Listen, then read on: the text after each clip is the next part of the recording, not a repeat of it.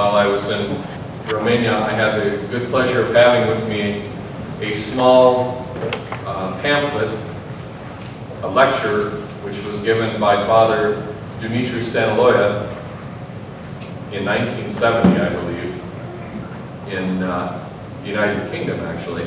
So it was recorded in English. And it was called The Victory of the Cross. And in it, he talks about many of the deep teachings of what the cross means. But one of the things that really touched me as I read it was the clear teaching that the cross exists for all of us, whether we want to take it up and follow Christ or not. We all are faced with the cross in this life. We are all faced with suffering. We are all faced with desires that go unfulfilled, and sadness and disappointments in this life.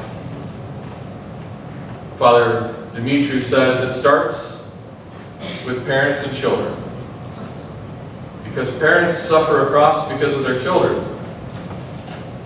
How so?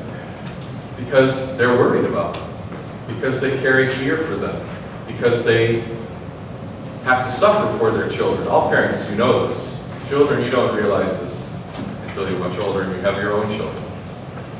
How much the parent carries a cross for their own child. And also he writes that when we also try to do good for others and we try to lead a Christian life, that's a cross too, because invariably, no matter how well and how good we try to do these things, we will be misunderstood eventually by someone, or someone will not like what we're saying or doing. Maybe because inevitably, by trying to do good in the world, you also shed light on evil. And that means some people will have to have their conscience awakened. And some people don't want that. So no matter what we do, we suffer a cross in this life. And there are many other ways in which we suffer the cross as well. And as I was reading this, of course, I was in the village of Valea Străzi in Romania, at which is a special place. You could call it an orphanage, but that would create the wrong images. It's a village. It's a village that is a family. And the family takes care of some 300 people, 200 of which are children, the other 100 of which are mothers in need of shelter, the elderly, the mentally ill, the handicapped. So the whole community has come together to live the gospel life and to carry the cross for each other. And I thought also about how hard it would be to tell these children who already know the cross at such a tender age about how parents carry the cross for them, because some of these kids, they never knew their parents at all. And some of these kids, parents that they knew, it would have been better if they hadn't. Some of these kids only knew parents as abusers or negligent or drunks. And maybe what's even worse, some knew their parents as actually good and loving parents who simply felt hopeless and helpless and unable to take care of their children, and so they gave them to this community to take care of them. Which, in my opinion, would be even harder, because you know somewhere there is a parent who, if they could, would take care of you, you hope, you like to think, as a child. And so the child carries across a desire for the family that they are unable to have, that they've lost, and that they suffer.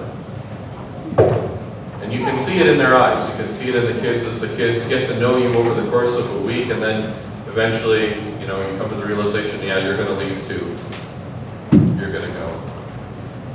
Or my favorite, the young man who celebrated his 18th birthday, and for as much fun as we could surround him with, he was suffering the cross of an infatuation, because there was a young volunteer there from the great state of Texas with whom he had fallen madly in love. She was absolutely wrong for him. But when you're 18 and you fall in love, you don't see that. You see only the imagination. And I sat there and I felt a great deal of compassion for him, because I've been there at that age too. That's a cross too. The cross of love. To love other people is to suffer for other people. And that's plain truth. And if we don't suffer in our hearts because of our love for other people, our love has no depth, has no reality to it. When we look at the passion of our Lord, one of the stunning parts of the story is that as he was awaiting his passion in the Garden of Gethsemane, and he was praying 3 times that the cross might be taken from him, one of the Gospels said that he was sweating blood and tears. What would make you feel so much pain that you could be sweating blood? So much anxiety, so much hurt, and so much pain, that our Lord, the King of Glory, would suffer that. Before he had even gone to the cross, before he had even been kissed in betrayal, before he had even been slapped or spit upon, he was already sweating blood in great pain and agony. I used to think, using more, intellectual, technical, theological training, well, that's an example of his human nature, rebelling against the fact of its upcoming death and suffering. And that's true. But it's not just physical. I don't believe that. I believe that Christ was suffering in our human nature everything that we would feel about what he was about to go through. And he was going to go through the cross of love, not just the cross of pain. Because think about it.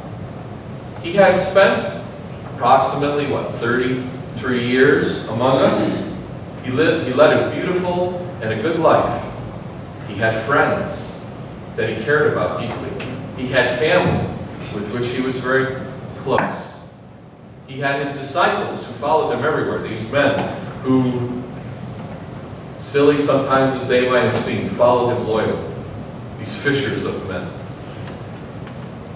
And this was the last night that would ever be the same.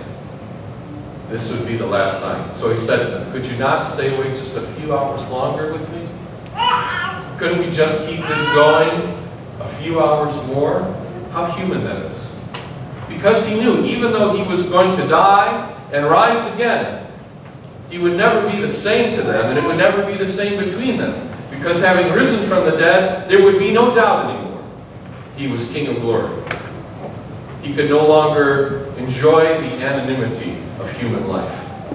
He could no longer enjoy the quiet, peaceful ways of a Nazarene carpenter. He could no longer simply be a friend, a companion, a brother, a son. He was leaving his human life in all the sweetness that this life has, the sweetness of loving one another and getting to know one another, and he was experiencing in the fullness the fact of loss. How many of us would rather lose an arm or a leg than lose somebody we love? How many of us would rather die than have to say goodbye to the relationships that make us who we are? And that's what he had to do. That's the cross of love. He had to say goodbye to the human earthly life that he enjoyed for those years and take up the throne of glory. So even though he's always with us, even still, and even though he will never be taken from us, and we can never be taken from him, for him, that special time is over. Just like for each one of us, our special time here of doubt, of sorrow, of anxieties, and of love. Unsure and insecure as it is, will come to an end. And that's our cross that we carry with him. So let us rejoice in spite of it. Let us embrace the love that we have in this life today, the people that we love today, and never forget that, how important they are to us, how precious, how sweet this life is with all of its gifts and all of its opportunities. Let's not neglect the cross of love. Let's not shy away from picking it up and saying, yes, I will love even though it hurts to do so. I will love as Christ has loved and gave himself. through the prayers of all the saints, have mercy on us and save us. Christ is with us.